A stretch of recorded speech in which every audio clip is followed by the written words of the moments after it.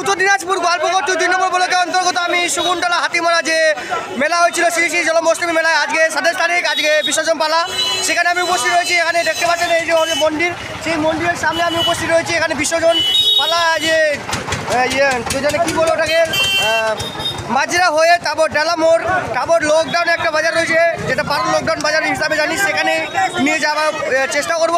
আপনারা পেজটাকে ফলো করে পাশে রাখুন, নতুন নতুন ভিডিও আমি সবার মাঝে নিয়ে আসছি। তাই আপনাদের আশীর্বাদ এবং কমেন্ট এবং কন্টেন্ট নিয়ে আসবো, তাই আপনারা লাইক এবং কমেন্ট করে বলবেন না কিন্তু